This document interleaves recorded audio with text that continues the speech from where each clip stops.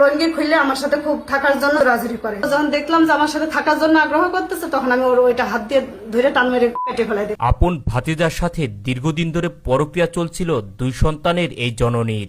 মঙ্গলবার রাত 10টার দিকে চাচি কল্পনা খাতুনের ঘরে প্রবেশ করেন ভাতিজা সজল। ও আগে থেকে আমার ঘরে ছিল, আগে ছিল আমার ধরাম যে বাচ্চাটা ঘরে ঘুমাইছিল, এই জন্য আমি ঘর তালা মেরে থিয়ে যাই। আপনি যখন বাসায় ছিলেন না সেই সময় এই বাসায় এসে হ্যাঁ, দুই সন্তান ঘুমিয়ে যাবার পর ভাতিজা সজল চাচিকে জড়িয়ে ধরেন, বলেন আমি তোমাকে ছাড়া বাঁচব না।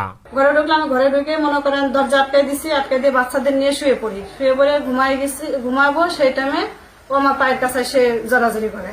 পায়ের কাছে এসে উপরে বেড়ে পড়ে কষ্ট যে আমি তোমার ছেড়ে দিয়ে ভুল করেছি, আমি তোমার ছাড়া বাঁচবো না। এ সময় চাচি জোরে জোরে কথা বললে এক পর্যায়ে পরক্রিয়া প্রেমিকা কল্পনার মুখ চেপে ধরেন ভাতিজা।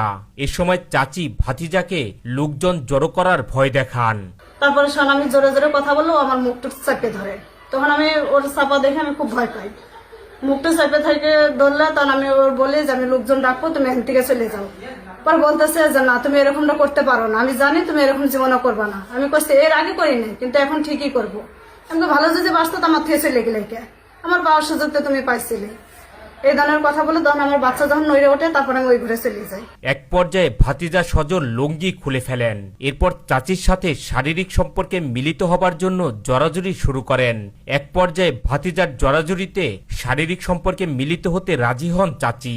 ওই ঘরে যাওয়ার পরে তখন এটা নিয়ে ও লঙ্গি খুলে আমার সাথে খুব থাকার জন্য জোরাজুরি করে। আমি কোনো রকম ওর সঙ্গ দিই না।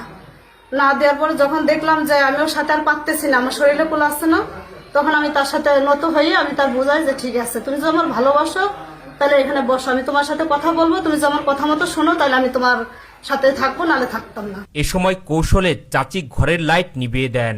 লাইট নিভিয়ে দেবার সাথে সাথেই চাচিকে জড়িয়ে ধরেন পরক্রিয়া প্রেমিক ভাতিজা সজল।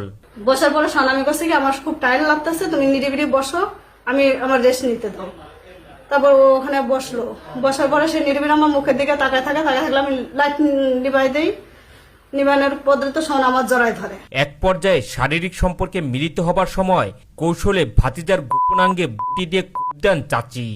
জড়া নিলে আমি ওর কাছে যাই, ওর সাথে শোয়ার পরে সন্ধ্যা আমি বাধ্যতামূলক হয়ে ও যখন দেখলাম যে আমার সাথে থাকার জন্য আগ্রহ করতেছে, তখন আমি ওর ওইটা হাত দিয়ে ধরে টান মেরে কেটে ফেলাই দিই। কারণ ও তো মনে করেন আমার মারার জন্য আসলো।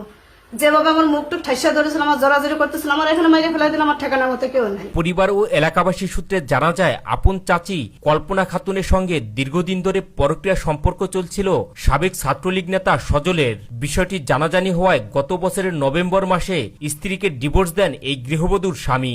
ওর